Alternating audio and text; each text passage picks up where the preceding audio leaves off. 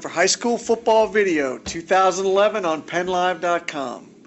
For my partner Eric Epler, I'm Andy Shay. It is time for the trifecta. Lancaster Catholic coming to Cobo Field to play Trinity Friday night, 7 p.m. Lancaster Catholic, 15 starters back from a team that fizzled right at the end of the year last year. They beat Trinity last year in week 1, 35-7.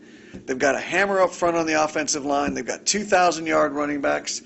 Trinity's got a ton of skill guys back, but they got a lot of questions on the offensive line, a solid defense, and no Jack Miller. Mr. Epler, your opinion of this game? Yeah, I think defensively Trinity's going to be all right in this game. I don't think they're going to give up a ton of points like they did last year when LC walked in and basically took them behind the woodshed.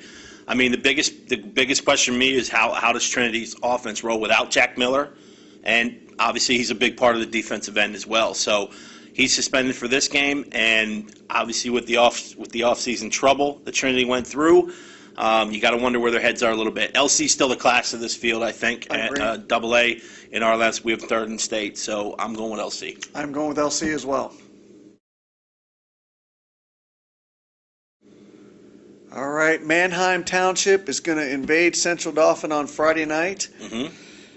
5-6 team from a year ago, Manheim Township, 11 starters back. They got a 2,000-yard passer in Brennan Scott. They got a ton of wideouts, but I think they got a lot of questions up front. Central Dauphin will be without starting quarterback Brandon Lavia, who's suspended for first two games of the year for a violation of team rules. He won't play this week or against McDevitt next week. Healthy doses 8 Esau. A lot of questions on defense for the Rams. Mr. Epler, what do you think of this matchup? Is Esau going to have enough room with that revamped offensive line? I mean, that's the biggest question mark in this. Without Brandon Lavia, without that other dimension offensively, I think it's going to be very difficult for them. But defensively, I think they're going to be all right. Manheim Township's a team that basically, scrapped the cupboard. They changed defenses. They changed offenses. They did. They do have some skill guys and a pretty good offensive line. Maybe they're second or third best in that section. But I'm just not sure Manheim Township is sort of ready, being 5-6 last year, to sort of take that next big step and be a player in the district field. So I still like Central Dauphin in this game. I like Central Dauphin close. I think a lot hinges on the defense. Ugly game. Could be an ugly game. Might be.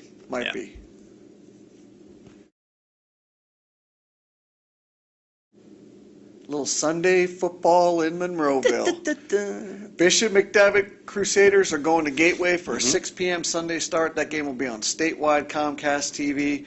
Tragedy for Gateway during the offseason with shooting in North Carolina at camp. The quarterback was shot, Thomas Woodson, the junior quarterback. He was one of the guys shot. He's apparently back and healthy and throwing the ball well. McDevitt's got that War Eagle defense with 8 starters back. We know that. A lot of questions at the quarterback and running back position. Talent, but unproven.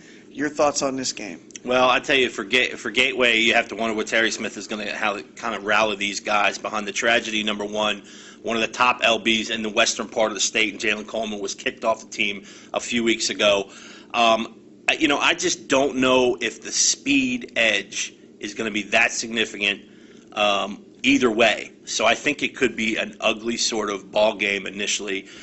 I still have to point to McDevitt's defense in this game. I think that's the X factor. I'm going with McDevitt by a small margin. I think the front seven for Gateway is pretty nasty still. I'm not sure McDevitt's running backs and quarterback are quite ready for this yet. I'll take Gateway. All right, that's it. Week 1. You can keep up with us all weekend on PennLive.com and the Patriot News.